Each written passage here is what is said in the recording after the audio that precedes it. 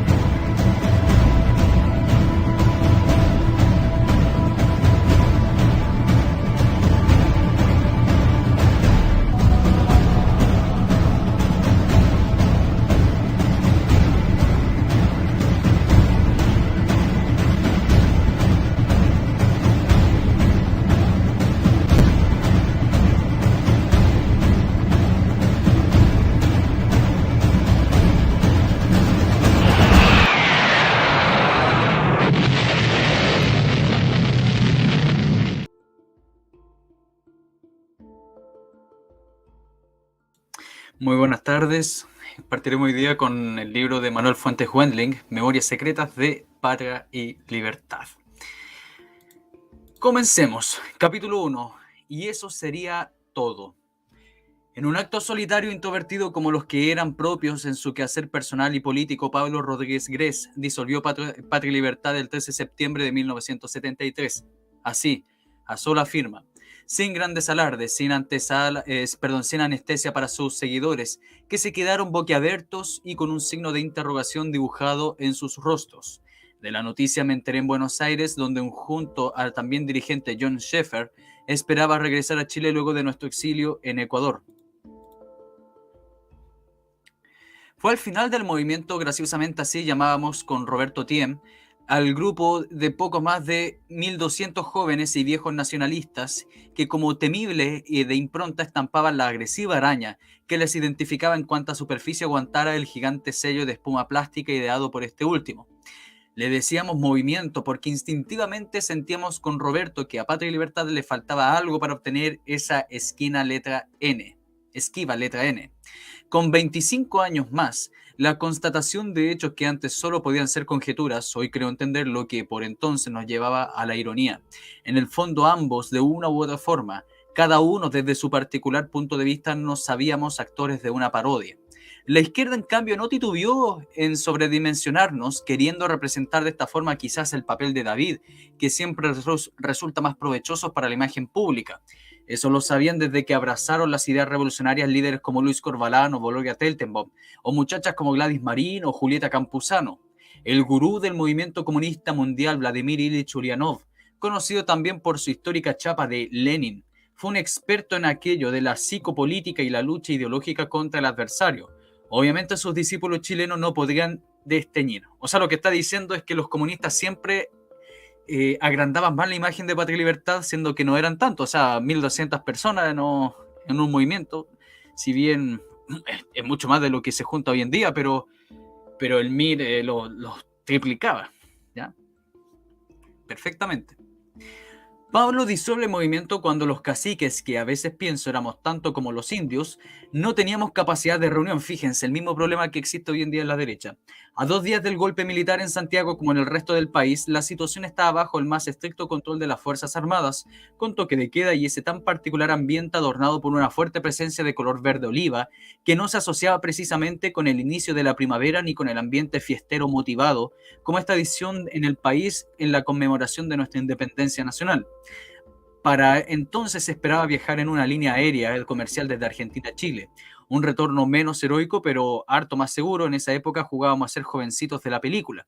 Según los planes fraguados en Quito, Ecuador, y antes de renunciar al asilo que nos brindó ese país y en desconocimiento de la vecindad del golpe militar, primero Pablo ingresaría al territorio nacional por el sur, tal como lo hizo empujado y luego ayudado por Eduardo Díaz Herrera, un historiador y ex militante de la ADC, con quien nos habíamos conocido en tiempo de Eduardo Frei Montalva. En una segunda fase entraría John Sheffer para establecer nexos con la estructura clandestina y los que todavía quedaban en la lucha contra Allende. Paralelamente, yo me instalaría en la frontera con una central de información y propaganda. Era más seguro, sobre todo para mí, lanzar proclamas desde la zona limítrofe que de algún lugar de Chile.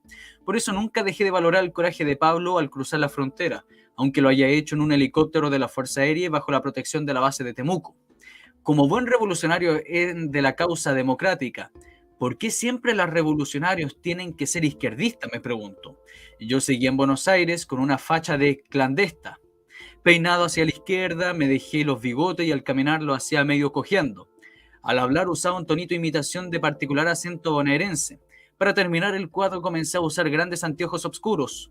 Creo que estaba lejos de desorientar a potenciales o imaginarios seguidores. Llamaba más la atención de la ridícula caracterización que con un normal comportamiento. Y eso que no le hice caso al loco de Eduardo Díaz que sugirió que me tiñera el pelo en el salón de un delicado estilista de calle Corriente. ¿Cómo se te ocurre?, le dije. Imagínate si nos detienen. Seríamos el hazmerreír de todo el mundo. En esa operación anterior, de lo que los suaves y finos integrantes de la Policía Política de Investigaciones, conocida en la época como los guatones del PP, andaban tras mis pasos en Chile. Díaz había propuesto que me disfrazara de mujer para evadir los controles policiales entre Santiago y Concepción. Cuando me puse una peluca rubia obtenida no sé dónde, en medio de un ataque de risa descarté la idea. Me imaginé en la portada de los diarios izquierdistas bajo el título "El colmo del fascismo. Sus dirigentes son travestis y maricones", con el amor que me tenía y me tiene la izquierda. En la capital argentina las informaciones sobre la situación chilena eran contradictorias. Por una parte había terminado el diálogo del gobierno con la DC y por otra no se advertía reacción alguna en las Fuerzas Armadas y Carabineros. Internacionalmente la DC emitía una señal clara con la actitud de su directiva encabezada por el senador Patricio Aylwin, mostrando a los militares como la única salida de la crisis que vivía el país. Esto no lo alegraba mucho. Pucha, que les costó que le cayera la teja, reflexionaba por entonces, porque nunca reconocieron el discurso directo de Patria y Libertad que decía: la solución a la crisis del país son las Fuerzas Armadas, que deben actuar en acción coordinada e institucional. Algunos gremios y la derecha opositora a Allende, aglutinada en el Partido Nacional, decían lo mismo. ¿Pura casualidad? ¿O esa era nuestra parte del libreto? En medio de la confusión informativa que sobre Chile había en la capital argentina, conversé con un viejo amigo, José Frigerio, secretario general de la Nación, y con los hermanos Gainza Castro, propietarios de La Prensa, y me ofrecí como asistente orientador del caudal informativo proveniente de Santiago. Fue uno de los Gainza quien, para mi asombro, me informó del golpe de Estado y su respectiva fecha, 14 de septiembre. ¿Cómo se podía saber en Buenos Aires de la decisión militar? Simple. Día antes del golpe pasó por la ciudad, rumbo a Estados Unidos, Fernando Lenis Cerda, entonces presidente ejecutivo de la empresa El Mercurio. Era portador de la buena nueva. Las Fuerzas Armadas actuarían el 14 de septiembre. La verdad es que siempre me he preguntado, con el debido respeto que me merece tan distinguido empresario, de si en ese momento de la historia nacional arribó al puerto de Ezeiza como una extraña mezcla de pregonero y último hombre de la resistencia, o simplemente iba apretando cachete. Tenía más cara de lo último, porque llegó a Argentina el 9 de septiembre con la seguridad de que el golpe se produciría 5 días después. Lo que él no sabía era de su anticipación. O bien sabía del 11 y habló del 14 para evitar exactitudes que luego podrían malinterpretarse a partir de enrojosas especulaciones respecto a por qué se estaba en conocimiento de un secreto tan bien guardado, o como se ha dicho por sus protagonistas uniformados. O a lo mejor era el 14 y el vicealmirante José Toribio Merino lo adelantó o le recomendaron que lo adelantaran. La mañana del 11 de septiembre, junto a Gloria Riquelme, mi esposa, que había viajado a Santiago de Buenos Aires una semana antes con algunos textos de mi biblioteca y cédulas de identidad en blanco, nos enteramos a través de una radioemisora de Fuerzas Armadas y Carabineros de una acción institucional unitaria que habían depuesto a Allende terminando con su gobierno. Nos miramos con cierta sorpresa. Ella ignoraba que yo sabía que tal acción estaba prevista para el 14. Le dije entonces: calma, no vaya a ser otro 29 de junio. Recuerden que el 29 de junio fue el tanquetazo. John obtuvo el pasaje para volver a Chile antes del 18 de septiembre. Yo lo seguí junto a mi esposa 3 días después. Transcurrido un mes de mi llegada y luego de superar judicialmente la demanda que, por sedición, había interpuesto el ejército en contra de los dirigentes de Patria y Libertad que buscamos el asilo, antes de la primera mitad de octubre, el movimiento tuvo su última reunión ampliada, y en ella debimos aceptar o rechazar la disolución decidida por Pablo Rodríguez, acto que justificó señalando como respuesta nacionalista el llamado de la Junta Militar que pedía el cese de toda actividad política para alcanzar la armonía nacional. Por mayoría se respaldó al anticipado paso de Pablo, aunque dejando la puerta abierta para una reflexión a mediano plazo. Era la anestesia para la operación de terminar definitivamente con una criatura política carente de destino en el futuro nacional. Voté a favor de la disolución. Tenía conciencia de que Patria y Libertad era un instrumento cuya función estaba cumplida, y aunque el pesar se apoderó de los poco más de 30 compatriotas, como nos autodenominábamos, reunidos en una casa del sector oriente de Santiago, la esperanza de un reencuentro que nunca ocurrió sirvió de bálsamo para un momento que nos sentíamos un poco héroes. En todo caso, la frustración era palpable, en parte de los dirigentes y militantes, porque si bien se había ganado la lucha contra el gobierno marxista que presidía Allende, a algunos los inundaba una sensación de derrota, en función de qué habíamos luchado hasta exponer el pellejo propio y la seguridad de nuestras familias. Al menos yo lo había hecho por principio y por rechazo a la doctrina totalitaria como es el marxismo, por amor a la libertad que aprendí a respetar y a conocer a todo su significado, haciendo mío los símbolos y gestos fraternales de la masonería en cuyo jardín infantil me inicié en Curicó siendo un adolescente. ¿Y los demás? Mientras reflexionaba por qué nunca adquiría consistencia histórica, el discurso nacionalista de Patria y Libertad en el gobierno que se iniciaba con sorpresa veía cómo algunos dirigentes se despedían melancólicamente del suyo ministro. Pablo en su intimidad anhelaba la cartera de Interior, Benjamín Mate la de Agricultura, o algo de diplomacia, con el que adelantadamente se habían investido. Más de uno creo debió divagar frente al espejo del baño, con máquina de afeitar en la mano y dilucidando hacia qué lado se peinaba mejor, sobre las nuevas políticas económicas o agrícolas que debían aplicar en función de lo que alguna vez dijo o no dijo José Antonio Primo de Rivera, el fundador de la Falange Española, que era o parecía ser para Pablo lo que Marx era para Gladys Marín.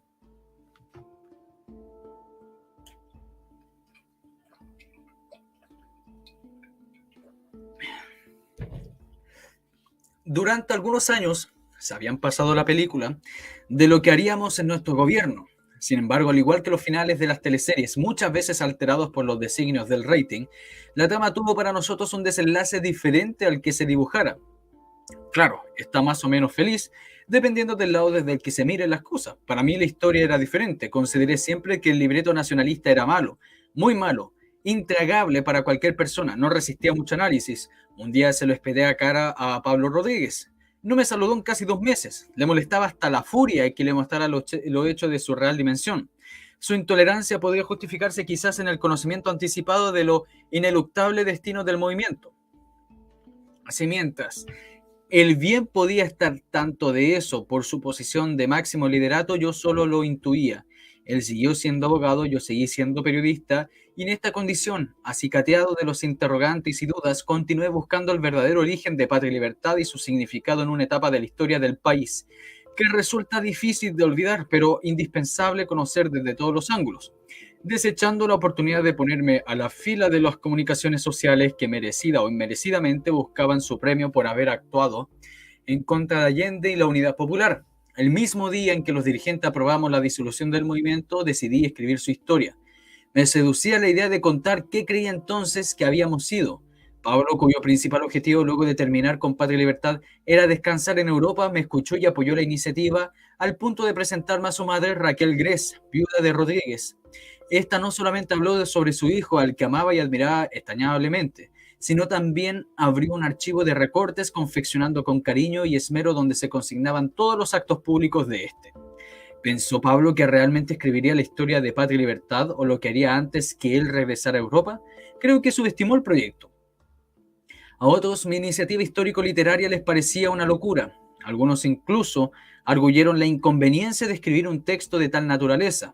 Esto último ya me olía mal, pero seguí adelante. La cosecha de opiniones me sirvió como un buen sondeo. Lentamente afloraba la personalidad que cada compatriota había relegado duramente en la lucha política. Lo que nunca imaginé fue que los militares consideraran en su estudio de la academia a la astrología y algunos incluso hubieran graduado en la especialidad de videntes. Porque de otra forma no me explico cómo prohibieron mi libro cuando aún no comenzaba el capítulo 15 de los 18 que terminaron conformando la primera versión de Memoria Secreta de Patria y Libertad. La inteligencia castrense nunca deja de sorprenderme porque, oh fortuna que no tuve, justo cuando la decisión draconiana de censurarme cayó sobre mí, los dioses del Olimpo uniformados decidieron favorecer a 6 destacados periodistas: Emilio Filipe, Hernán Milla, Abraham Santibáñez, Luis Álvarez Valtierra y Francisco, no aparece el nombre, Francisco, diplomático con el que tuve adelantadamente se habían investido. Más de uno, creo, debió divagar frente al espejo del baño con la máquina de afeitar en la mano y dilucidando hacia qué lado se peinaba mejor. Bueno, están repitiendo exactamente lo mismo. Repitieron la hoja, está repetida la hoja. Francisco Castillo y Alejandro Magnet. Ediciones completas de los 6 mostrando el desastre que para el país significó el gobierno de Allende y fueron compradas por el Mercurio de Relaciones Exteriores para su difusión en el mundo, en un esfuerzo patriótico que no regalaron a las autoridades militares. Los 2 primeros, apoyados en estupendos testimonios fotográficos, exhibieron lo que sufrió Chile en 1000 días del socialismo allendista. Otro tanto hicieron los 3 siguientes con un amplio reportaje y relato, y el último aprovechando una situación inesperadamente favorable a los escritores de su talento, con inaudita habilidad le agregó a cada capítulo de una novela ya terminada una historia política paralela vinculada a la contingencia previa al golpe de Estado. Me sentí como Coruga, el protagonista de la Hora 25, novela del romano Vigil Georgiou, situada durante la Segunda Guerra Mundial. No encajaba en ningún lado y cuando lo hacía llegaba tarde o estaba tras las líneas enemigas, sobre todo cuando, con el afán de dar en conocer la historia de Patria y Libertad ya definitivamente prohibida, edité mi escrito en forma clandestina en $40, equivalente la copia. Ardió Troya. Pero ¿quién realmente estaba prohibiendo mi libro y por qué? Capítulo 2. La prohibición. Disuelto el movimiento sin actividad remunerada alguna y solo con el saldo de los $5.000 que obsequiosamente y como aporta a la causa me entregó en Quito el arquitecto chileno Jorge Fuenzalida Sivie, para sufragar el regreso a Chile de Pablo Rodríguez, John Schaeffer y el mío. Los caminos que ante mi vida se presentaban no eran muchos: buscar trabajo en algún medio de comunicación o empresa privada o en alguna instancia de gobierno, o bien materializar la idea atesorada desde que fue derrocado el gobierno de Allende, escribir la historia de Patria y Libertad. Podía ser un texto interesante, un elemento auxiliar para los historiadores a quienes correspondiera analizar en el futuro qué nos sucedió como país y para qué llegamos a una crisis como la del 73. Era la primera quincena de octubre y hablé con Pablo y Roberto Tieme sobre la idea del libro, también con otros ex militantes. Todos me brindaron su apoyo moral, aunque advirtiéndome que sería difícil ayudarme económicamente. A mí el movimiento me entregaba un subsidio, una ayuda, sueldo, salario o como quiera llamársele, que alcanzaba duras penas para las necesidades básicas de mi familia. Más de algunas veces se lo representé a Rodríguez solicitando que se me otorgara alguna cantidad adicional. Su solidaria respuesta fue siempre: ordena mejor tus gastos. La verdad es que no solamente había hecho, sino se lograba maravillas con los escasos escudos que se me entregaban mes a mes, y no con la regularidad de un sueldo. En diciembre de 1972, angustiado por la falta de recursos, vendí el auto BMW que tenía. Pero no piense erróneamente que era un carro de lujo, solo era uno de esos vehículos híbridos, fabricación ítalo-alemana para 2 personas. Se le bautizó en el país como los huevos, por su forma casi esférica. Se abría por delante y articulándose su dirección en tanto una pequeña palanca situada en el lado izquierdo permitía conectar los cambios de esa verdadera motocicleta con chasis y marcha atrás. Desde mi ingreso al país en esta equivocada calidad de héroe que se me asume luego de una batalla política que se supone ganada, nadie tuvo la delicadeza de preguntarme cómo me las arreglaría para vivir. Ahí me di cuenta por primera vez que estaba absolutamente botado y que en tanto los demás dirigentes regresaban a sus vidas cotidianas y se aplicaba la reanudación de sus negocios y actividades profesionales, y evidentemente interrumpidas por el accidente histórico político desde la Unidad Popular. En mi calidad de periodista, marcado entre otros los estigmas como extremista, fascista, ultraderechista, no representaba precisamente el mejor perfil profesional para aspirar a algún medio de comunicación. No quería parte del botín de guerra que otros se llevaron, menos una sinecura nacional o internacional.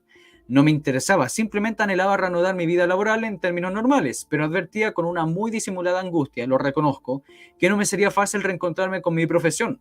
Luego de la muerte y el entierro del movimiento ya no disponía del estipendio asignado por mi full time a la política y mi orgullo. Y si en la vida no se tiene, ¿para qué se tiene dignidad?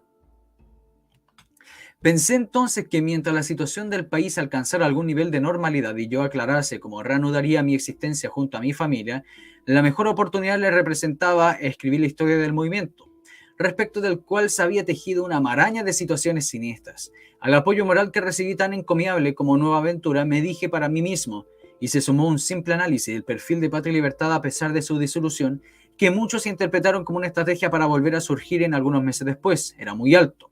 Tan alto que muchos amigos y conocidos, incluso desconocidos, hacían amplios y hasta exagerados despliegues de obsecuencia y pleitesía, pensando incorrectamente, por cierto, que la posición de todos los que encabezamos o integramos el grupo nacionalista éramos los más cercanos al régimen militar que se alzaba, precisamente enarbolando unas banderas que olían a nacionalismo.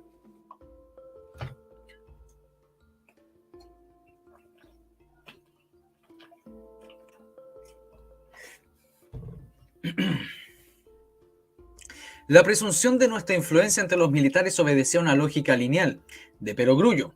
Se consideraba que habiendo sido un grupo nacionalista que luchó por tales principios y siempre dijo y proclamó a voz a cuello y en todos los tonos que la única solución de la crisis política y nacional y económica del país eran las Fuerzas Armadas. No podía caber duda de que los triunfantes de estas éramos nosotros, como vanguardia contra el gobierno de Allende. No podíamos sino que ocupar un sitial de honor en el régimen militar. Sonaba hermoso.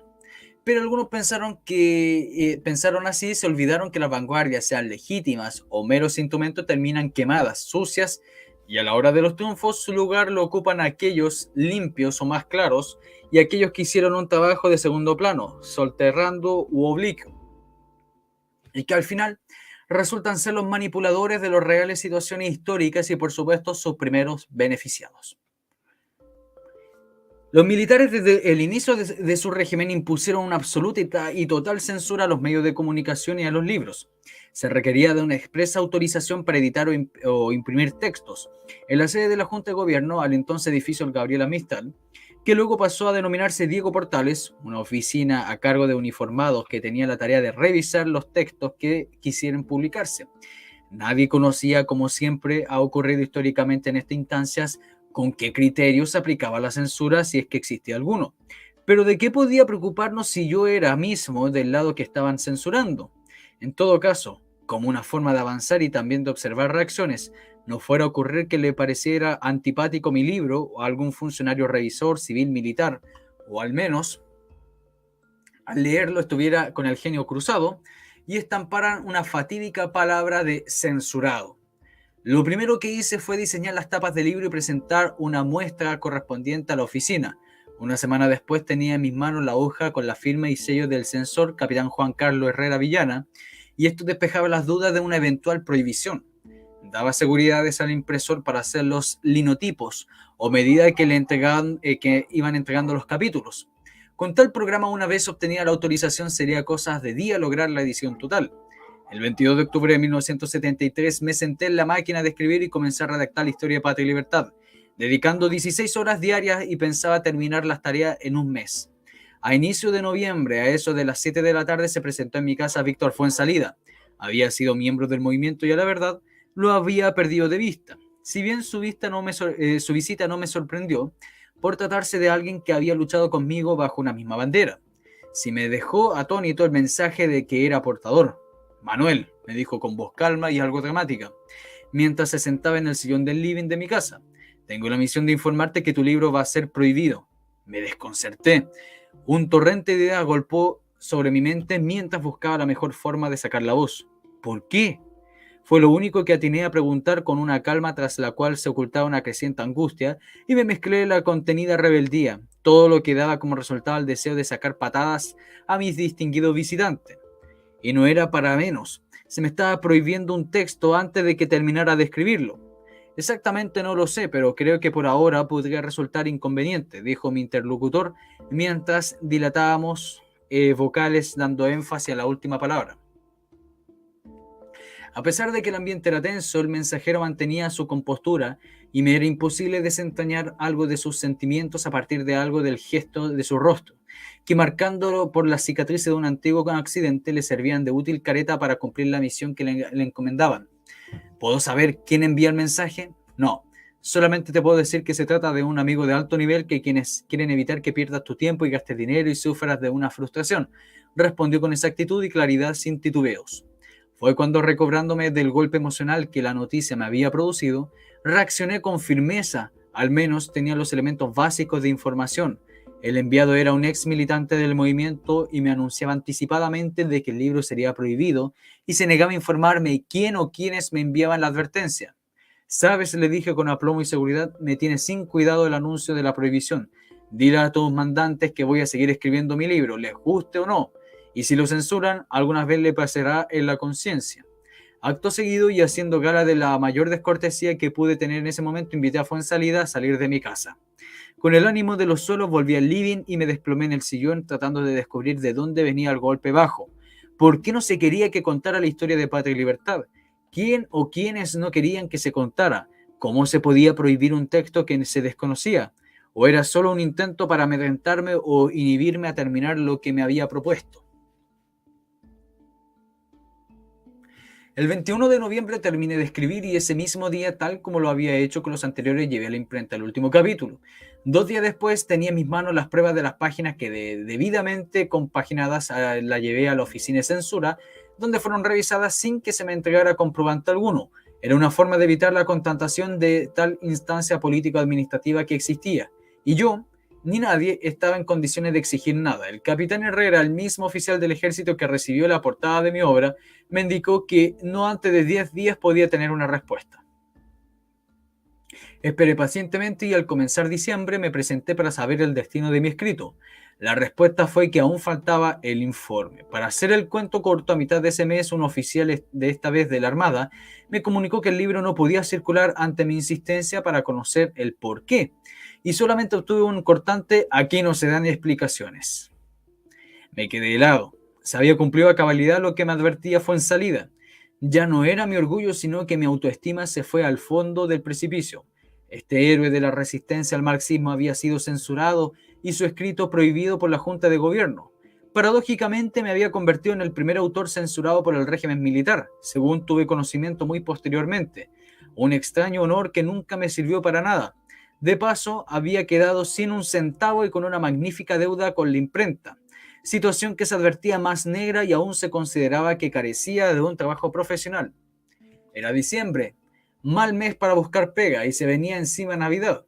La sensación de estar podrido y que todo ser humano tiene alguna vez en su vida embargó en mi aporreado espíritu. El bajoneo fue total y absoluto. No había retirado mi cédula de identidad desde la custodiada entrada de edificio Diego Portales por calle Lastarria, cuando ya tenía ideado el paso a seguir: hacer una edición clandestina del libro en fotocopias. Era una forma de salvar mi dignidad de periodista, escritor y ex dirigente político. Y tan importante y trascendente como lo anterior, se convertía en un mecanismo para obtener algunos viles escudos para mi desnutrida economía doméstica. Porque si bien podía haberme sentido como un salvador de la patria, lo cierto es que ni la familia Ibáñez, propietaria de Almac, de mi barrio en Tomás Moro o con Colón, como ningún supermercado, tienda, negocio, almacén o humilde boliche, se dignaba a reconocer tal título, permitiéndome a toda la falta de delicadeza de cobrarme.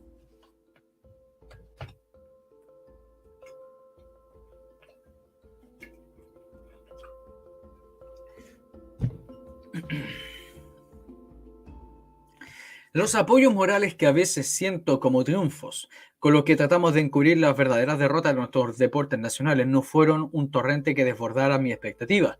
Provinieron de algunos exmiembros de Patria y Libertad, de amigos, parientes como mi mamá o mi única hermana, y el resto se corrió, simplemente se deslizaron a una tangente. Muchos, sabiendo del caso, no se dieron por enterados de la censura que pasaba en mi contra.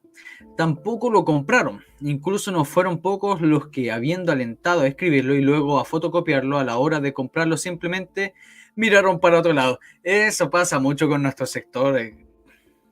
Mire, fíjense esto. ¿Cuántas veces yo he traído gente acá para promocionar sus libros y que compren los libros de gente de nuestro sector y no los compran? Si eso pasa con la gente de nuestro sector, dicen, oye, escribe el libro, ya, y la gente de nuestro sector escribe libros, pero no los compra nadie de nuestro sector, pues, y ese es el problema, pues. Sí, pues. Y aquí pueden ver que le pasó lo mismo a Fuentes Wendling. Todos los tipos de Patria y Libertad, no, escríbete el libro, y cuando él necesitaba que se lo comprase, no se los compró nadie.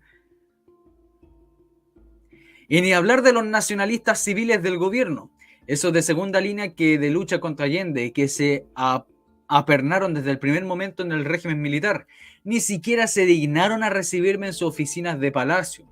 Poderosas razones tenían para hacerlo.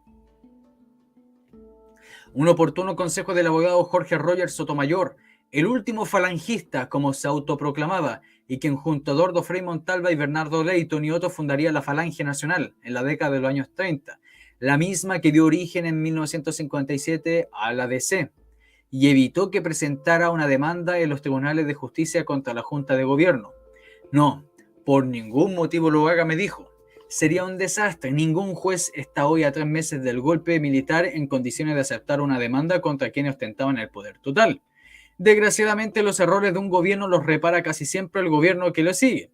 Y este, según a mi parecer, tiene para muchos años. Mi consejo es callar y aceptarla, transformarse en un héroe que se inmola en función de sí mismo.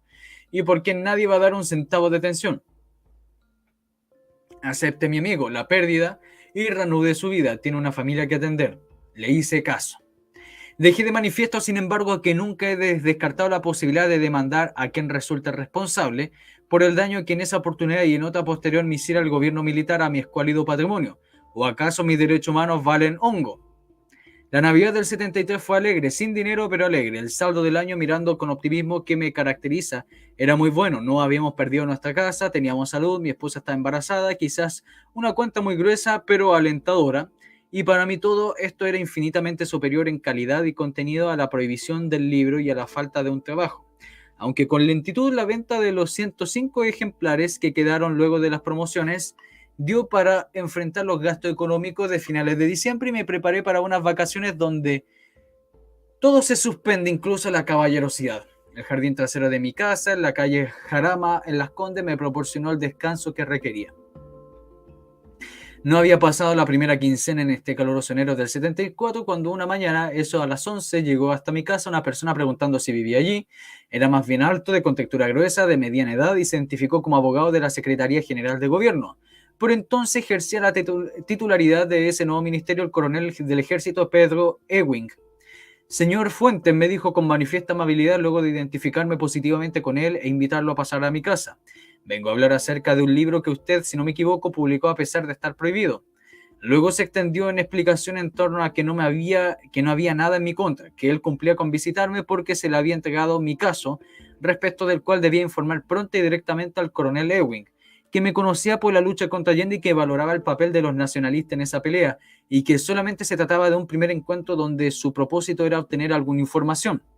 ¿Qué es lo que desea saber específicamente?, pregunté mientras miraba fijamente tratando de entender lo que estaba ocurriendo en ese momento. ¿Cuántos son los ejemplares que editó y cómo lo editó? ¿Quién lo ayudó a editarlos? ¿Cuántos están en su poder? ¿Quiénes tienen los demás ejemplares? Y si usted tendría la amabilidad de entregarnos los que actualmente posee. Fue una respuesta instantánea, concreta, sin titubeos, como quien repite el libreto largamente estudiado. Confieso que contuve mis deseos de mandarlo a la cresta en ese mismo momento, respiré hondo y señalé: con el mayor respeto que usted me merece, no le responderé de inmediato. Primero lo voy a conversar con mi abogado. Y hoy, en los siguientes días, me contactaré telefónicamente con usted y así es que le agradezco su visita. Acto seguido me levanté y lo invité a marcharse. Luego de reflexionar el paso que daría, llamé a Jorge Patricio Villalobos, un abogado que había pertenecido a Patria y Libertad y con quien he cultivado siempre un grado de sincera amistad a distancia. Le narré la visita y le comenté mi decisión de no entregar nada, absolutamente nada, ni un dato, ni menos los ejemplares que tenía, pidiéndole de paso que asumiera mi representación por si acaso se ocurriese algún percance. Apoyó mi decisión y asumió mi representación. Me advirtió, sin embargo, que Ewing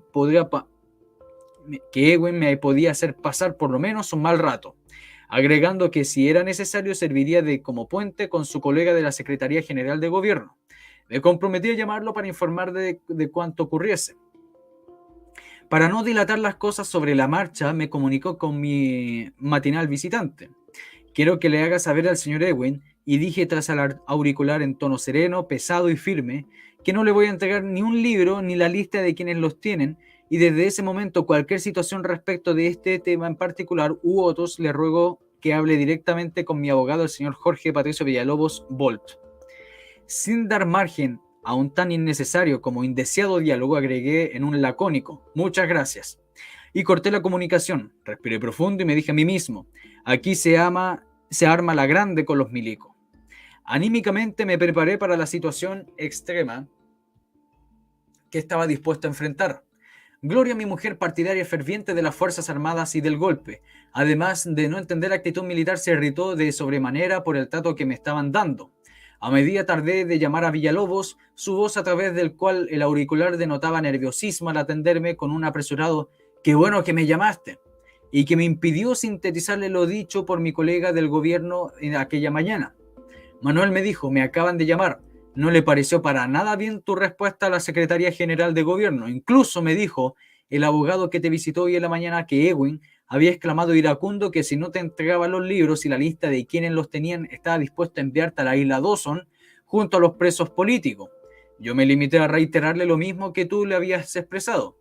A Dawson me querían enviar Ewing, un islote gélido e inhóspito situado en el sur de Punta Arenas y que siempre había estado bajo el control de la Armada Nacional. Allí habían ido a parar con su humanidad los principales líderes de la izquierda, y nada menos que allí me querían mandar el señor ministro. A mí, un precursor del régimen militar. A mí, que mientras los señores militares les miraban los ojos a los políticos para lograr ascenso en el Senado, yo me confrontaba en la sociedad chilena contra la izquierda advirtiendo sobre lo que ocurría con un gobierno marxista. A mí, que habían entregado mis esfuerzos para los principios de la libertad y la democracia. A mí, un aparecido con uniforme me amenazaba con enviarme a la Siberia chilena.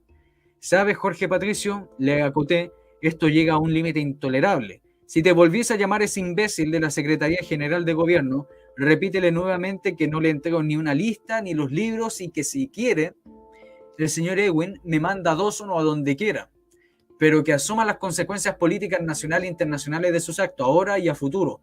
Porque si así tratan los que se supone son los partidarios, ¿qué puede pensar el mundo de cómo están tratando a los opositores?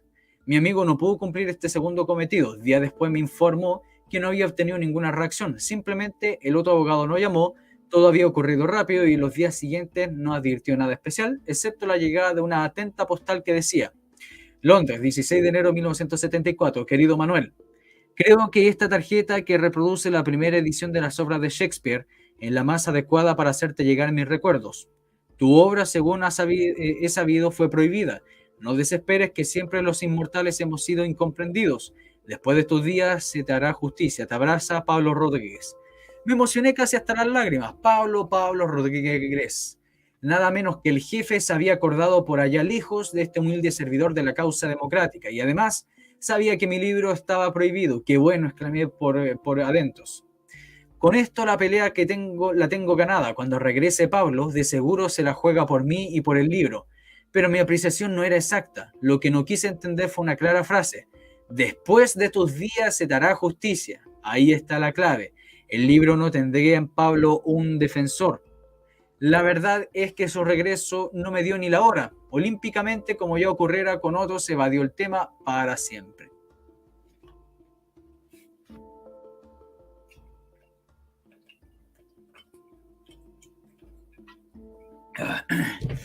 Se me seca la garganta con esta cuestión. Está bueno el texto.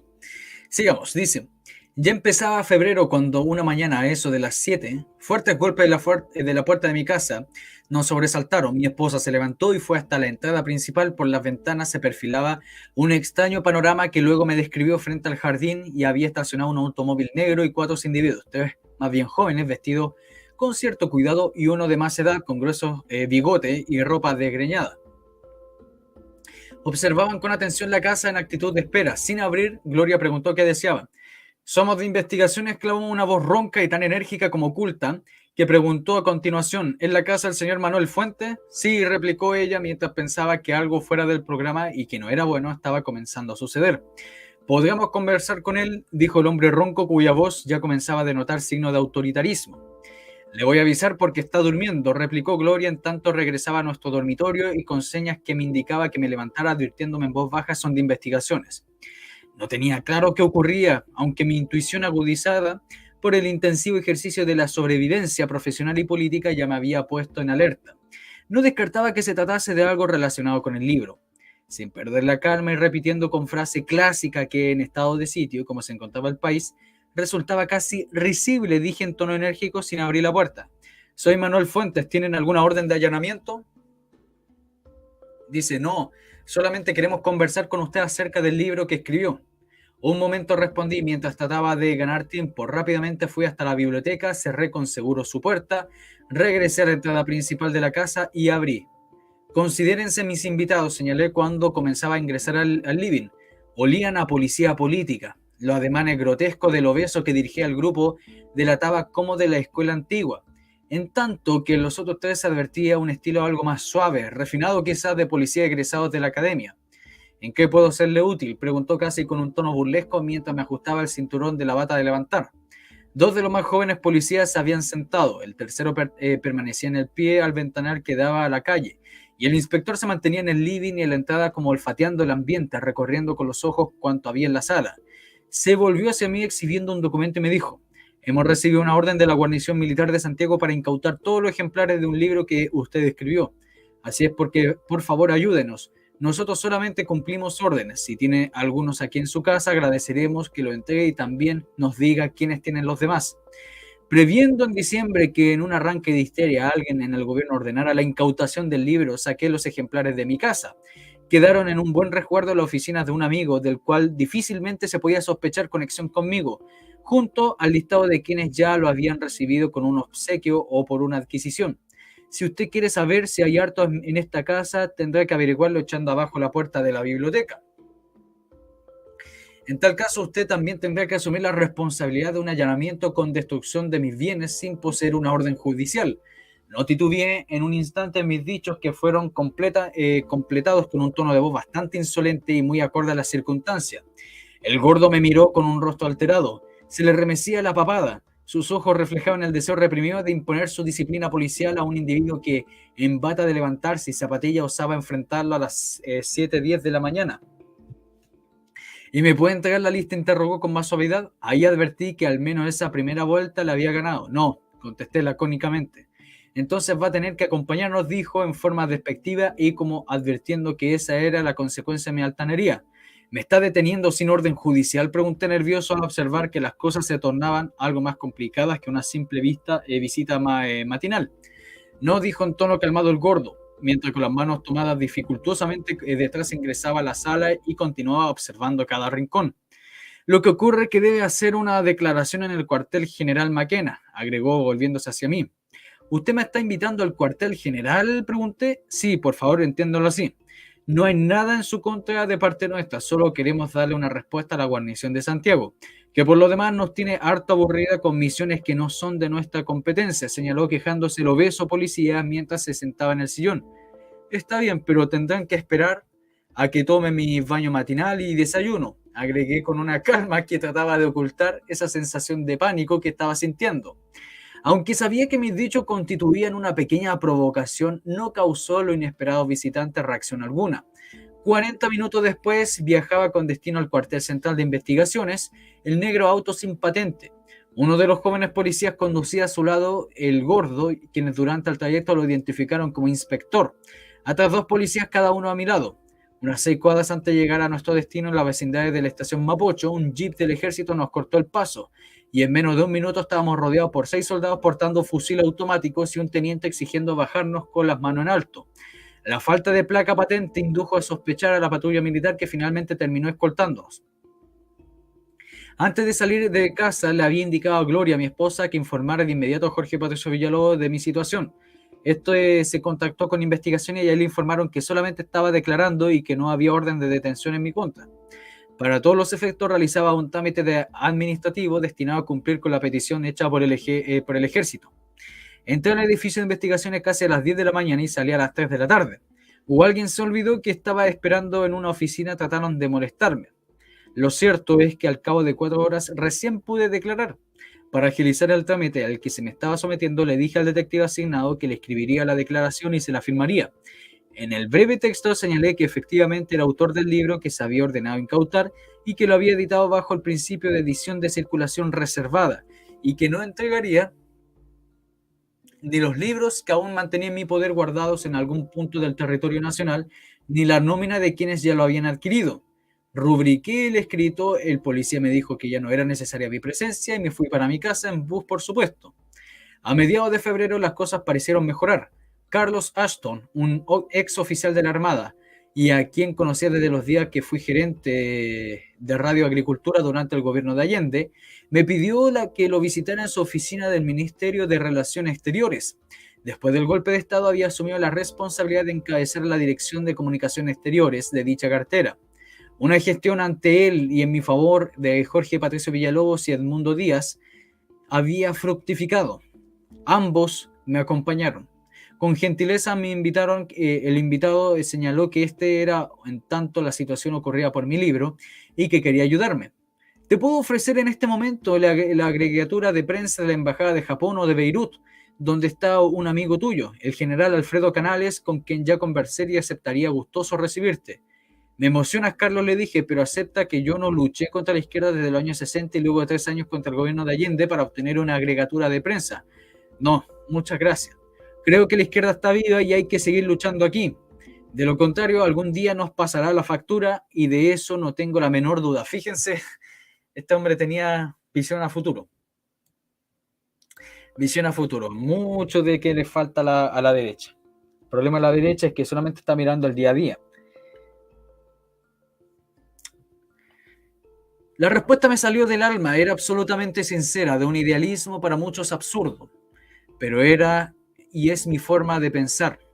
Otros fueron más prácticos. Entonces acotó Ashton: ven a trabajar conmigo, necesito que alguien se haga a cargo de información diaria de los agregados de prensa, y eso es para mañana. Acepté la oferta, no era mucho dinero, pero ante mi cesantía significaba la salvación. Con ciertos niveles de mi vida más restablecido y una semi-normalidad personal, el tema del libro proscrito parecía haber quedado atrás, no había nada que hacer y nadie estaba dispuesto a ahogar por mí ante los militares. Por eso preferí olvidar el hecho, más un nuevo episodio se encargó de hacerlo vigente. Una mañana de marzo salí caminando desde mi casa para dirigirme al Ministerio de Relaciones Exteriores y un vehículo me esperaba en la calle Guadarrama, en el sector donde vivía. Me puse en alerta, avanzó con cierta rapidez, manteniéndose en marcha, se me acercó. Desde el interior se escuchó una voz femenina que dijo con acento extranjero: buenos días, señor Fuentes, perdóneme la forma de presentarme, soy funcionaria diplomática y me interesa conversar con usted. En la ventana trasera derecha del vehículo era perceptible la figura de una graciosa morena de pelo largo. Seguía avanzando en dirección a la avenida Colón, en tanto el auto lentamente lo hacía a mi lado. No se advertía a nadie en la calle y mi posición me impedía ver si el vehículo tenía placa patente diplomática. Por otra parte, mi esposa no sabía que estaba siendo abordado. La situación comenzó a inquietarme y así es que opté por decir: sí, me parece muy extraño el contacto. ¿Por qué no me da el número de teléfono y yo le llamo? ¿Qué le parece? Está bien, respondió la morena. Aquí está. Extendiéndome su muy cuidada mano, me entregó un número de papel en el que había un número escrito a máquina. El vehículo tomó aceleración y con rapidez llegó a Colón para luego bajar en dirección a Tomás Moro, y su placa patente estaba cubierta de barro o pintura. Así era imposible identificarla. Me puse nervioso. Uní el hecho a mi condición de funcionario del Ministerio de Relaciones Exteriores. Por eso, inmediatamente de llegar a mi oficina en el ala sureste del Palacio de la Moneda, le narré lo sucedido a Ashton. Me sugirió que me cuidara y que si necesitaba ayuda o protección le avisara oportunamente. Recomendó que la llamada telefónica a la mujer lo hiciera desde el ministerio porque de esa forma quedaría en registro de la grabación. Así lo hice, pero sin resultados. El número no existía, según lo confirmó la compañía de teléfono en sus registros. Ese mismo día, a última hora de la tarde, al salir de la puerta sur del Palacio de la Moneda, me abordó un exfuncionario del gobierno de Eduardo Frei Montalva, a quien había conocido en el Ministerio del Interior cuando ocupaba esa cartera Edmundo Pérez Zújovich. Le saludé con cordialidad y caminamos juntos. Luego de algunos mutuos, cómo ha estado y qué ha estado haciendo, me preguntó si aceptaría conversar con una persona que tenía interés de hablar conmigo. No puse inconveniente. Una cuadra más allá enfrentaba nuevamente a la morena del automóvil. Hecha la presentación, nuestro común amigo se excusó y nos dejó solos. Una vez más le ruego que me disculpe el señor Fuente, expresó mientras caminábamos por la calle Moneda en dirección hacia Humada. Y agregó, represento los intereses de la embajada de... Nos dice que embajada, sale puntos suspensivos. Mi gobierno está informado de la situación de su libro y de cómo lo han tratado. Si usted hace la denuncia ante la prensa extranjera interesada en su caso, que su libro ha sido prohibido, le ofrecemos asilo político junto a su familia y ayuda económica. Piénselo. Nos responde cuando lo contactemos de nuevo. Le respondo inmediato, dije nervioso pero con absoluta convicción. No, no haré denuncia alguna y eso afectaría al que considero mi gobierno. En todo caso, agradezco el gesto si es que hay algo de humanitario y solidario. Está bien, es su decisión, confío en lo discreto que será respecto a este contacto, replicó con cierto desgano la mujer antes de despedirse. Capítulo 3. Movimiento cívico. El movimiento cívico. El 4 de septiembre de 1970 fue viernes. En la madrugada del 5 se conocieron los cómputos finales que daban por ganador a Salvador Allende, con una mayoría relativa al 36,2% de los votos. Le seguía Jorge Alessandri, candidato de la derecha conservadora y liberal, ahora sintetizada en el Partido Nacional con 34,9%. Y al final estaba el democristiano Radomiro Tomic con un 27,8%.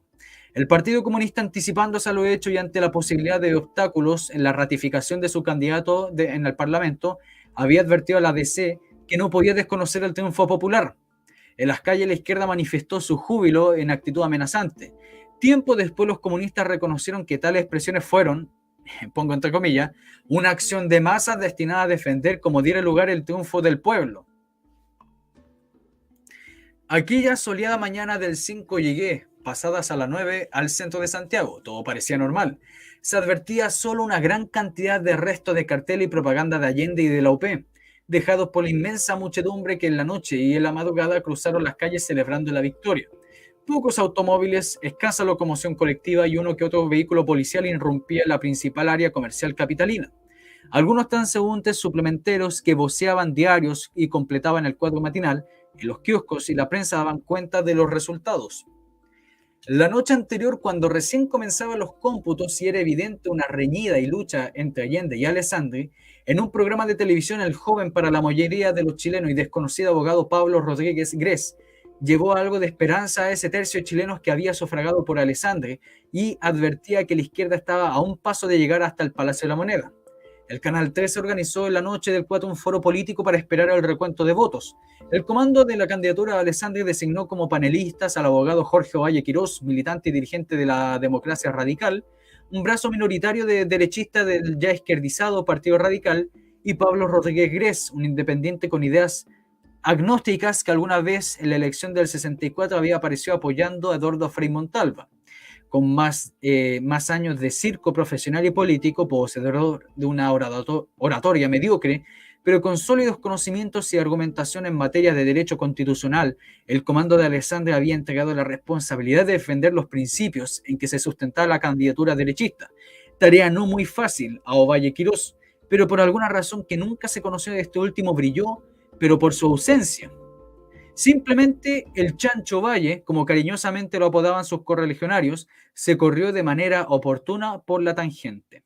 Fue así como esa noche en las pantallas de los televisores se observó una desigual contienda entre tres portavoces de la UP contra uno del alessandrismo. Los democristianos, era que no, le sacaron el brazo a la jeringa y se retiraron poco de iniciarse el programa, y luego de leer una patética declaración de Radomiro Tomic en la cual implícitamente reconocía su derrota en tercer lugar, luego Juan Hamilton, Luis Mayra y Luis Badilla dejaron calladamente los estudios de la estación. El dominio de sí y la limpieza política con que Pablo Rodríguez planteó sus argumentos, sumados a la claridad de sus ideas, contrastaron notablemente duramente el desarrollo del foro.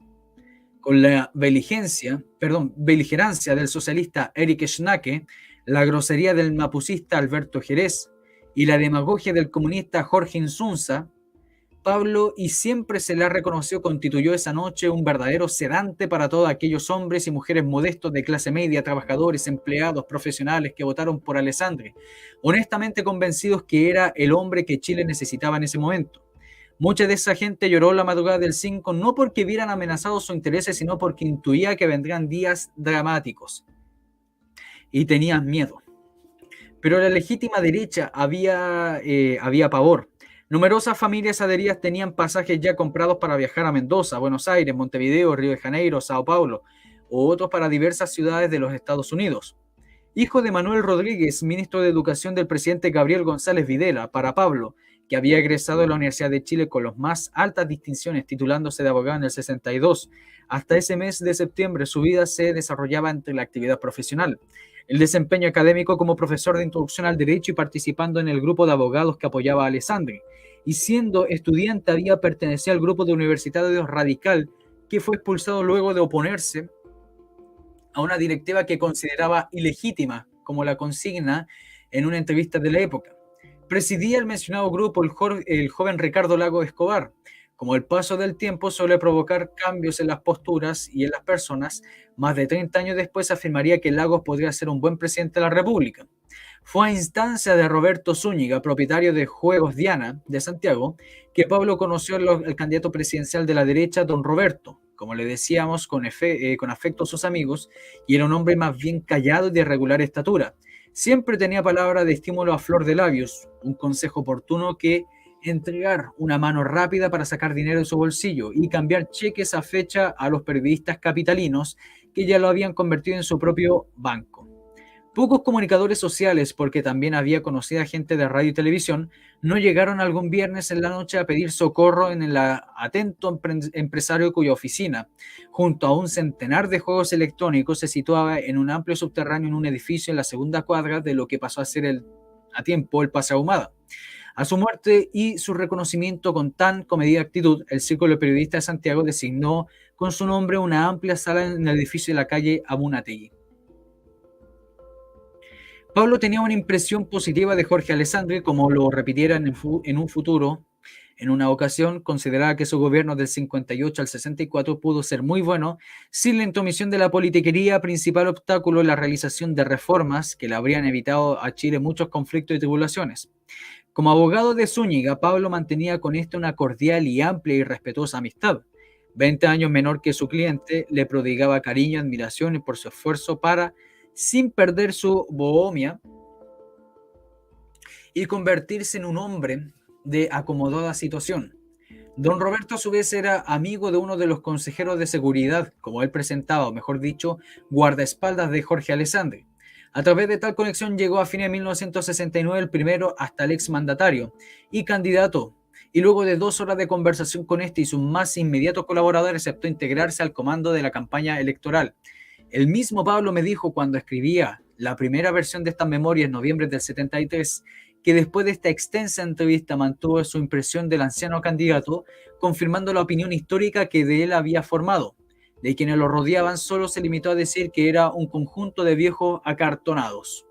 La constitución política vigente entonces establecía que si ninguno de los postulantes a la presidencia obtenía mayoría absoluta, o sea, el 50% más un voto, correspondía al Congreso Pleno decidir entre las dos primeras mayorías relativas. Como ninguno de los 3 candidatos había alcanzado esta codiciada mayoría absoluta, la derecha buscó el salvamiento de emergencia. Y así, no sin esfuerzo, se logró convencer al anciano candidato Jorge Alessandri para que emitiera una declaración pública. En ella manifestó que si era elegido por el Parlamento renunciaría para dar paso a una nueva elección en la cual se dirimiría la disyuntiva de democracia o marxismo. La maniobra apuntaba derechamente a inducir en la democracia cristiana y sus parlamentarios una actitud favorable al postulante derechista que tenía la segunda mayoría relativa.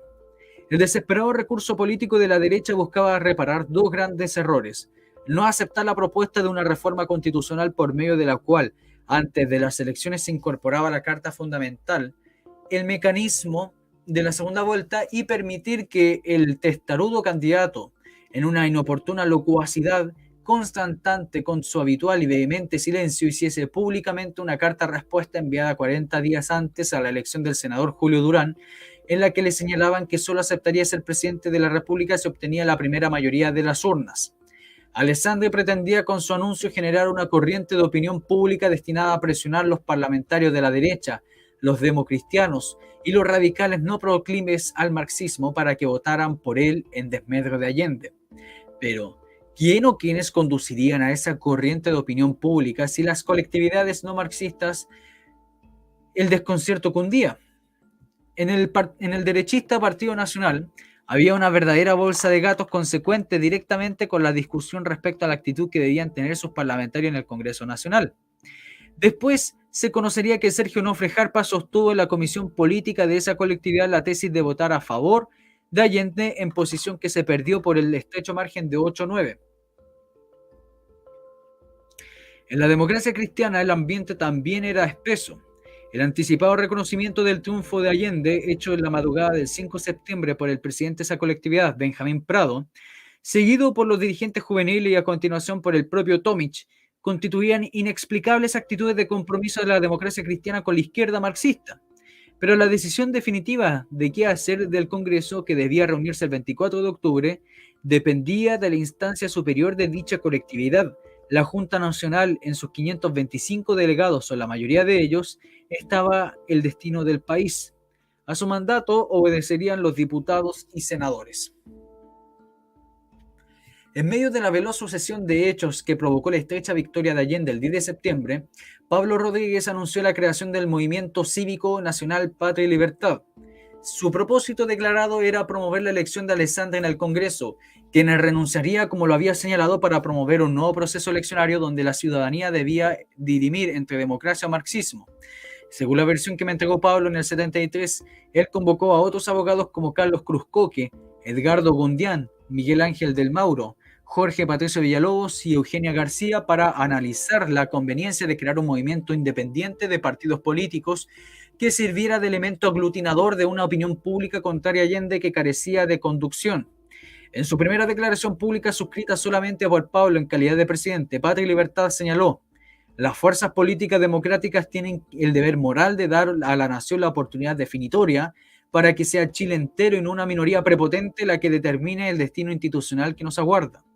La vehemencia desafiante del extenso texto, así como su limitado propósito, logró su efecto y un importante, aunque indeterminado, de número de adherentes se acercó a la oficina de Pablo en el 7º piso de Huérfanos 1117. Nunca nadie pudo saber cuánta gente llegó allí. Lo cierto sí es que junto al nuevo líder que nacía estaban los amigos de Roberto Zúñiga, Eduardo Díaz Herrera, los hermanos Óscar y Jorge Erlandsen, el periodista Celso Ferrada, y ex dirigentes sindicales como Luciano Morgado, Héctor Durán y el presidente de la Federación de Estudiantes de la Universidad Católica, Sergio Gutiérrez. Así Pablo, en una decisión muy meditada y seguramente y analizando los pros y los contras, se lanzó a la arena política en momento de que la situación del país era grave. Lo hizo con valentía, compromiso y, personalmente pienso, con honestidad, se convirtió de esta forma en uno de los actores de una trama compleja.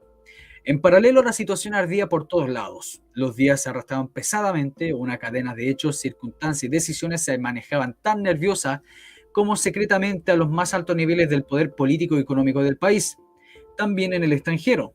Al interior de la DC la situación era confusa. Un sector bien definido, encabezado por Juan de Dios Carmona y Edmundo Pérez Zújovich, ambos exministros del presidente Frei Montalva, era partidario de manejar con delicadeza la situación e incluso manifestaban la idea de no dar el paso a Allende en el Congreso Nacional.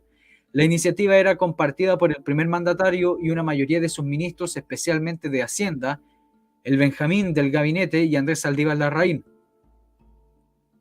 Por su parte, otro sector conducido por la directiva nacional que presidía Benjamín Prado, el derrotado candidato Radomiro Tomic y su jefe de campaña Enrique Kraus Ruske, daban por hecho el apoyo a Allende con una celeridad y redactaban una propuesta que pasaría a llamarse Estatutos de Garantías Constitucionales, conjunto de exigencias que, si Allende y la Unidad Popular la aceptaba, serían la base del acuerdo de votar por él en el Parlamento como primera mayoría relativa.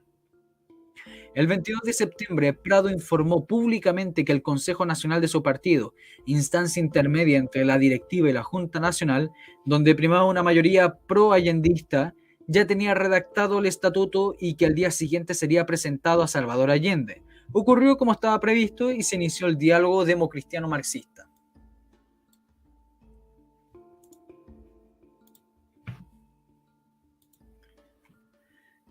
La noche del día siguiente, cuando ya habían partido las conversaciones anunciadas, las transmisiones de las radioemisoras y canales de televisión del país fueron abruptamente interrumpidas por cadena nacional. Se dirigió al país el ministro de Hacienda Andrés Saldívar Larraín. Con rostro sombrío y tono grave, lo recuerdo perfectamente, inició sus palabras dejando expresamente establecido por instrucción del presidente Frei y con la aprobación unánime de todo el gabinete ministerial que daría a conocer un país informe elaborado por el Comité Económico. Durante más de una hora, Saldívar dibujó el sombrío retrato de la situación nacional. Cito: hasta el 3 de septiembre, dijo, la economía chilena se desenvolvía en plena normalidad e informaciones disponibles señalaban que los ritmos de crecimiento eran satisfactorios. Con posterioridad a esa fecha, el proceso económico se ha visto alterado, poniendo en serio peligro los resultados esperados y anulando el efecto positivo de las políticas económicas que el gobierno ha venido aplicando armónicamente durante los últimos años. Bajo la visión del Comité Económico del Gobierno que presidía Saldívar, la situación era un desastre. Informar al país era un deber del gobierno, pero indudablemente contribuía a la situación que se agravara aún más. Decidir lo que estaba sucediendo era a la vez decidir lo que había que hacer. La radiografía mostrada al país por Saldívar se resumía en los siguientes puntos: retiro masivo de dinero en el sistema de ahorro y préstamos. Se estaban imprimiendo billetes en el extranjero para respaldar el sistema monetario. Se estaba evitando la fuga de capitales. Había caído la adquisición de bienes durables. Las industrias habían suspendido las ventas a plazo. Los compromisos vencidos no se estaban pagando. Estaban suspendidos los planes de expansión de las empresas. Habían disminuido las demandas de prestación de los servicios. Estaban paralizados los ingresos de capital al país. No había pago de impuestos. Y finalmente, en este tan particular como melodramático tono que se estaba sucediendo en el país, Saldívar dijo: lo que acontezca en los próximos días será decisivo para conocer la magnitud del problema económico que se deberá enfrentar en el futuro próximo, pues el origen de estos hechos es más profundo y sus consecuencias son más que previsibles. Saldívar y tras él Frei se la estaba jugando a fondo para torpedear las conversaciones de sus camaradas democristianos con la UP.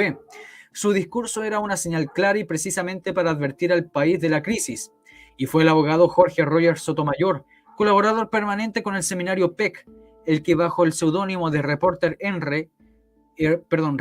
R, así se llamaba, lanzó en exclusividad el 2 de octubre una verdadera bomba en medio del ya tenso escenario político nacional al revelar el pacto secreto suscrito horas antes de las elecciones del mes anterior entre el comando de Tomic y de Allende, y en cuyo punto número 3 se señalaba que si Alessandri llega al segundo, el candidato que ocupara el tercer puesto reconocería dentro de las 24 horas al ganador por el solo hecho de tener el mínimo de 5.000 votos de ventaja sobre Alessandri.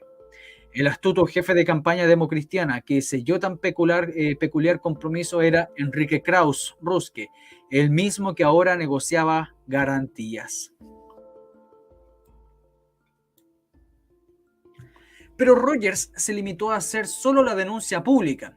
El descubridor del pacto había sido Edmundo Pérez Zújovich, empresario y exministro del Interior del presidente Eduardo Frei Montalva, que postulaba la tesis de votar a favor a Alessandri en el Congreso. Pérez Zújovich se la pasó a Rogers como quien entrega un misil, el único en tan corta guerra política, para ser usado en el momento preciso, y así ocurrió, aunque el resultado final fue el de un cohete. De paso y en perfecta orquestación con Saldívar, con la imperiosa necesidad de crear pánico, pero desde la perspectiva externa del gobierno y privada y académica, el economicista y profesor universitario Pablo Barahona mostró su personal gracia.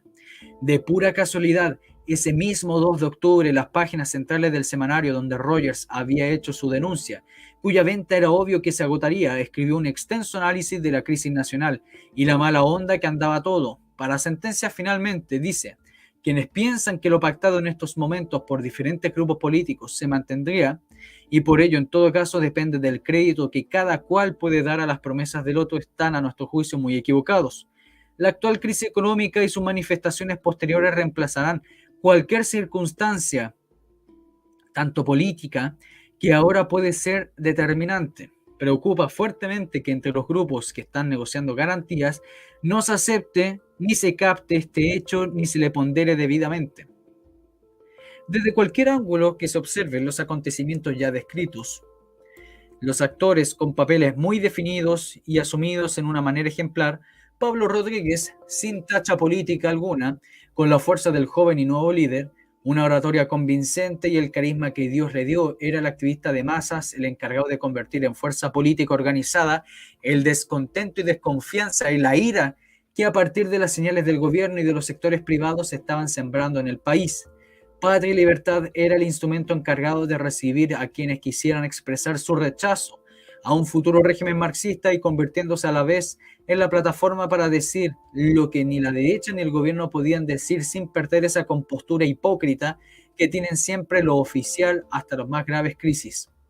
Dos masivas reuniones en Santiago efectuadas en un popular teatro nacional del barrio Independencia y la segunda en el Estadio Chile, otra en Valparaíso y una en tercera en la Pontificia Universidad Católica de Chile, constituyeron muestras que había respuesta a los llamados de Patria y Libertad.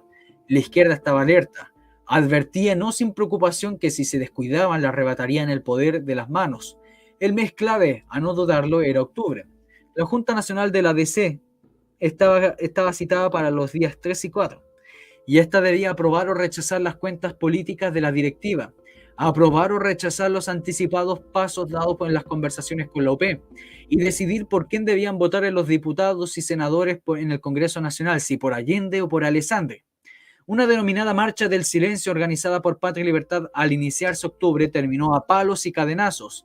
Partió desde el momento a Manuel Rodríguez en la avenida Bustamante con Plaza Italia en dirección al centro de Santiago cuando la multitud, integrada principalmente por mujeres de todos los estratos sociales portando banderas nacionales, se desplazaban ordenadamente y grupos de izquierda entre los que se mezclaban miembros del MIR, comunistas y socialistas, provocaron a los manifestantes con insultos e incluso llegando al extremo de lanzarles botellas que supuestamente contenían ácido.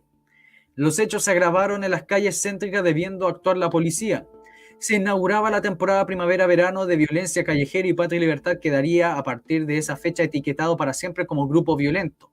O sea, para entender bien las cosas, al menos de ese día, la señora desfilante era la extremista y los extremistas Santos Palomos, que seguramente agrupados esperando movilización, fueron provocados. Independientemente de que Patria y Libertad de ese octubre fuese solo un movimiento cívico instrumentalizado para un propósito concreto como era evitar que Allende fuese proclamado por el Congreso, lo cierto es que a partir de esa fecha el estigma de extremista no se lo quitó ni se lo quitará a nadie. Y ahí nació lo que pasó a convertirse con el tiempo el ícono de la ultraderecha extremista y violenta del país. Creo que esa marcha es el punto del momento exacto a partir del cual se logra el fenómeno social previsto para Patria y Libertad: desencadenar la violencia callejera como elemento de presión pública, coayudante del propósito político de más alto nivel que para ese particular y preciso momento era evitar, por la vía constitucional, la asunción de Allende al poder, pero también preparar y predisponer a la gente para un escenario en las situaciones realmente graves que podrían darse o no. Por tanto, sin trauma ni dolor, al menos para mí, y desde la perspectiva que dan los hechos en cuanto del siglo después, hay que aceptar que Patria y Libertad fue creado como un instrumento de provocación política. Ese era su sino, y yo ayudaría en el futuro a que se cumpliese. Pablo se desplazará rápido con su gente. Los días corren veloces, el plazo se acorta, hay que cumplir a cabalidad. El objetivo: en Temuco, Chillán, Rancagua, Curicó, Los Ángeles, Victoria, Osorno, Antofagasta, además de otras ciudades de importancia, reciben el nuevo líder de la resistencia a la izquierda marxista. Esta ya se ve en el joven abogado un elemento peligroso y acentúa los ataques en contra, llegando al extremo de deshonrar a su padre, involucrar a su esposa, amenazándolo veladamente de muerte. Reunida en calidad extraordinaria la Junta Nacional de la DC, se confrontan dos sectores: los pro Allende, aquellos que sin estar manifiestamente en contra condicionaban el respaldo al líder socialista, al desarrollo del Estatuto de las Garantías Constitucionales, y encabezaban en primer lote a Radomiro Tomic, Rafael Moreno, Bernardo Leighton, Benjamín Prado, Luis Mayra, Bosco Parra, Santiago Pereira, Luis Vadilla. El segundo, Patricio Elwin Azócar, Juan de Dios Carmona, que en su momento presentó la propia proposición y luego la retiró, Tomás Pablo, Jorge Santibáñez y Jaime Castillo Velasco. Elwin quiso dilatar las cosas hacia el día 20. Justificó su posición señalando que así se conocería el resultado de las gestiones con la Unidad Popular y entonces se podría resolver sobre la conducta de los parlamentarios en Congreso Pleno.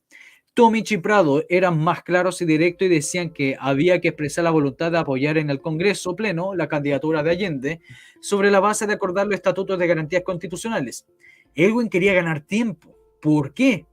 La interrogante histórica queda planteada. Por ahora, Tomich y Prado pedían un cheque en blanco de inmediato para girarlo en favor del candidato socialista. La victoria fue de estos últimos, por 271 contra 191. Pero no todo estaba perdido, existía una segunda oportunidad política: quebrar la disciplina de los parlamentarios democristianos e inducirlos a votar por Alessandri el día 24. Bueno, que dejémoslo hasta acá. El capítulo 4 se llama Operaciones Especiales. Está bueno el libro, muy bueno el libro. Saludos a todos. Se me murió la garganta. Coltan, Tadeo, Unión y Fuerza, Maggie, Francisca Jofré, MC 2009, Francisco Rojas, Informador Chile 2020, Darko Slatan, Lobo Chileno, Diego Basáez, Silent Planet, Ignacio Murúa, Claudio Gallardo, Mondego H, Olga M, Héctor. Claro que sí, pues hay que ir limpiando también la imagen de Patria y Libertad, pues.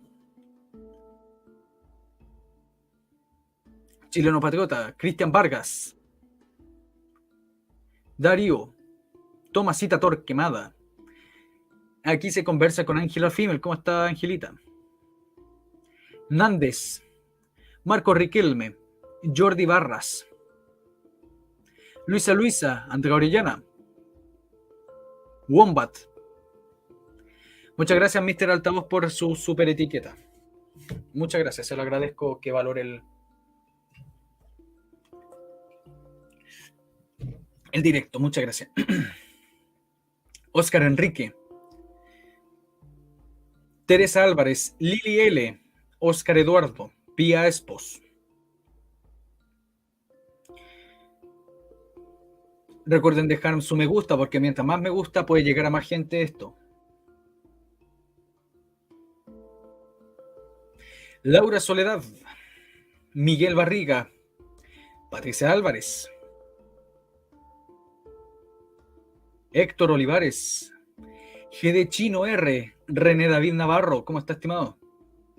Soledad Picón y Popeyovsky. Sí, estoy tomando agua. Estoy tomando agua. ¿Qué les parece el libro?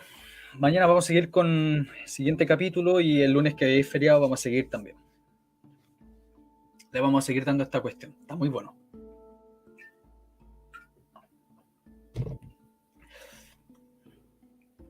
Si tuviéramos plata, este libro podría usarse como base para alguna película pro patriota. Claro que sí, pues, Coltan. Si tuviésemos plata, podríamos reeditar el libro. O sea que estas editoriales de derecha difundan estos libros. Deberían hacerlo. Muchas gracias, Rodrigo Quesada. Muy buen directo, muy buena serie, dijo. Qué bueno que le guste, estimado. Muchas gracias. Artesanías Mopagua. Muchas gracias, Francisca Jofre, por darle like. Escucha, si yo tuviese plata, yo haría mi propia editorial. Y no sé si estará vivo Manuel Fuentes, pero conversaría y reeditaría todos sus libros. Recuerden que yo ya leí un libro de Manuel Fuentes que se llama Comunismo Terrorista. Es la primera saga de libros que leí. Muchas gracias, Andrea. Muchas gracias. Esperemos que lo pesque. ¿Usted quién cree que de verdad censuró al escritor? Espero que acá lo muestre. Pero obviamente no creo que haya sido Pinochet, porque Pinochet no... ¿Cómo se llama? No estaba preocupado por estar censurando libros. Pues que alguien le tenía mala. Mire, hagamos una hipótesis. Yo pienso que alguien le tenía mala, que lo conocía, etc. Porque censurar un libro de alguien que luchó contra Allende, que era comprobadamente alguien de derecha, y que sea el primero que lo empezaron a censurar. Entonces yo pienso que ahí es alguien que le tenía mala.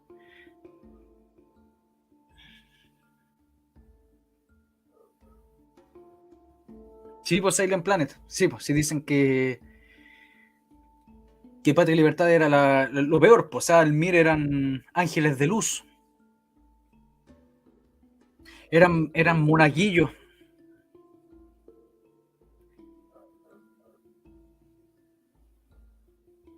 Salón Javier, Plastic Rock, Gabriela Pérez, Max Bigneu.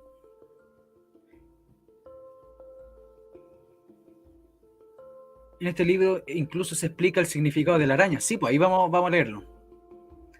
Ahí vamos a leerlo. ¿Alguna duda, consulta, pregunta? Recuerden que a las 5 de la tarde tenemos otro dicto.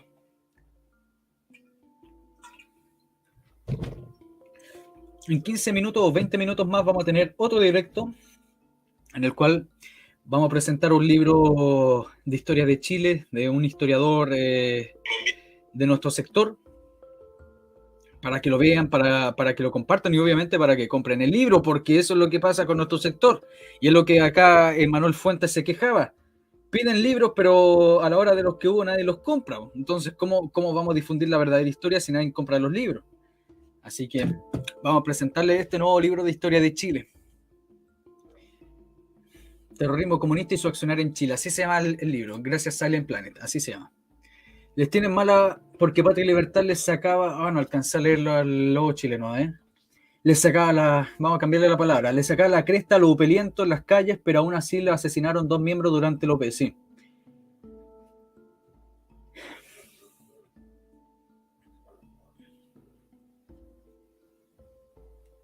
No, claro que sí, Soledad, Patria y Libertad eran bebés de pecho comparado al MIR, comparado a las brigadas Ramona Parra, a la Elmo Catalán, eran bebés de pecho. Hicieron cosas, claro que hicieron cosas, pero eran bebés de pecho, toda esta gente. Y eso es interesante, y yo voy a hacer un video de eso, de que siempre muestran a las brigadas Ramona Parra como un par de fulanos que hacían murales en, no sé, ponen algunas murallas específicas, los típicos murales de la Ramona Parra, y la gente piensa, no, esta gente solamente se dedicaba a pintar paredes. Y la gente piensa, no, si esa gente solamente pintaban paredes, eran gente pacífica y no hacían, ¿de dónde la vieron?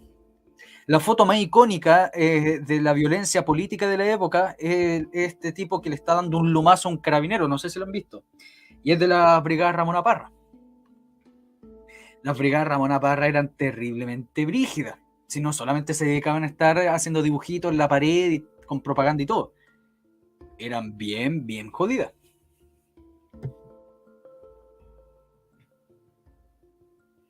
De nada, Montserrat, muchas gracias. Así es, Javier, no al globalismo. Incluso yo le cambiaría la palabra globalismo por imperialismo. Es el verdadero imperialismo. No lo que los comunistas dicen, no, que el imperialismo es Estados Unidos, no. El verdadero imperialismo es la ONU. Nada más que eso.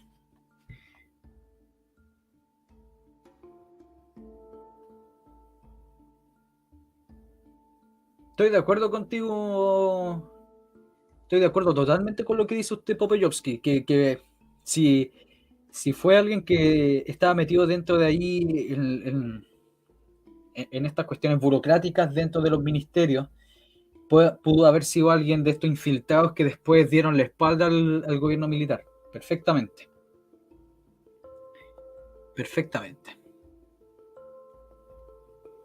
No al globalismo internacional.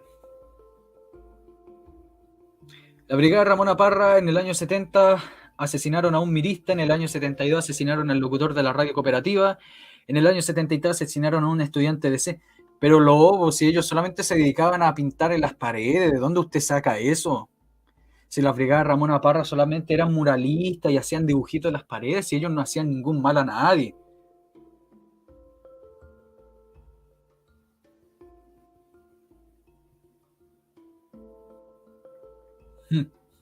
Son un chiste. Yo me leí un texto, me leí un montón de textos de estas cuestiones para entender la unidad popular, y me leí un texto de un comunista que explicaba la función de los murales. Toda la cuestión psicopolítica que son los murales de la Ramona Parra. Porque no era simplemente un dibujo, el dibujo representaba cuestiones bastante psicológicas. Capaz que lo hagan un video explicando eso. Profe es bueno que la historia... Profe es bueno en historia, pero malo en política. Además, meten patria y libertad en la derecha y no son de derecha. No, estimado. No, estimado. Usted tiene que entender que existen derecha e izquierda. Yo fui nacionalista, Oscar. Yo fui nacionalista. Yo creía en la cuestión de las terceras posiciones. No existen las terceras posiciones. Existen derecha e izquierda. Y por eso usted va a ver que patria y libertad, después cuando se fractura, va a haber gente que se va a, entre comillas, una izquierda no marxista, se va a transformar en oposición al gobierno militar, y van a estar los nacionalistas que se van a favor del gobierno militar.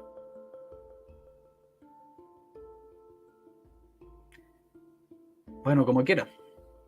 Los nacionalistas son tanto de derecha o de izquierda. Los centros siempre van a estar atraídos a los polos, y esos polos siempre van a estar en la izquierda o la derecha. Siempre van a ser atraídos. Siempre van a ser atraídos y siempre van a terminar fracturándose. Todos los partidos de centro van a fracturarse tarde o temprano. Fíjese lo que pasó con el Partido Radical. Después se fracturó en tantas divisiones del Partido Radical y empezaron a ser atraídos por los distintos polos. Se fueron a la izquierda y después fueron atraídos a la derecha. Y luego vemos lo mismo con la democracia cristiana. También se fracturó por la presión de los polos. Va a haber una democracia cristiana de derecha, con militantes que se van a ir a la derecha, y van a ir la democracia cristiana que se van a ir a la izquierda, y se va a fracturar 3 veces. Tanto por los terceristas, por Radomiro Tomic, tanto por los mapucistas, y es así que los mapucistas se van a dividir en 2 facciones, los que son de Garretón y los de Gasmurri. Y después va a surgir la izquierda cristiana de Bosco Parra. Se fija, los centros están destinados a fracturarse. Por eso los centros no duran. También hay que considerar que los centros políticos son circunstanciales. Por eso la democracia cristiana en esta época, en su buena parte, era de izquierda, estaba a la izquierda. Y después la democracia cristiana, en una buena parte, se fue a la derecha durante el gobierno militar. Y después, en los años 80, de nuevo cambió a la izquierda. Y es lo que nosotros damos vulgarmente, se dieron vuelta la chaqueta. Pero es la naturaleza política.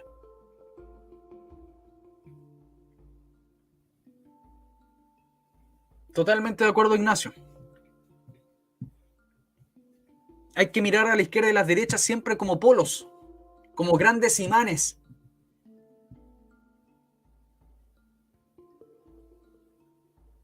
Como grandes imanes. Y que siempre van a estar atrayendo.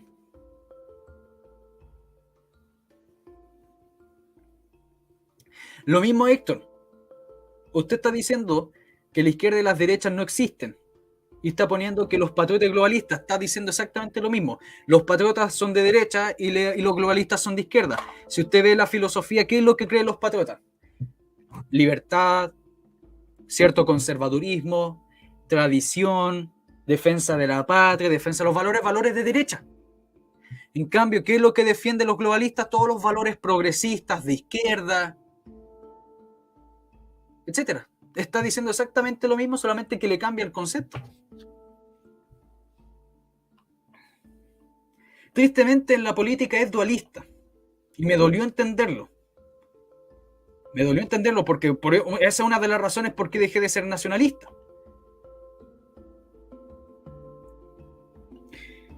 La libertad no existe, la igualdad no existe. La libertad es un medio, no es un fin. Y la igualdad menos existe. Así que, Soledad. Recuerden dejar su me gusta, estimados. Recuerden compartir mañana a las 3:15 de la tarde, 15:15 de la tarde, hora Chile. Vamos a seguir con la lectura de La verdadera historia de Patria y Libertad, o mejor conocido como Memoria secreta de Patria y Libertad, de Manuel Fuentes Wendling. Y ahora, o sea, literalmente en 9 minutos más vamos a tener otro directo y vamos a presentar un libro de historia de Chile, de un historiador de nuestro sector, y vamos a preguntarle de qué se trata el libro y todas esas cuestiones. Interesante. Y ahí para que no digan que en nuestro sector nadie escribe y todas esas cuestiones, porque es el problema de nuestro sector, insisto. Muy poco escriben y los que escriben no les compran los libros.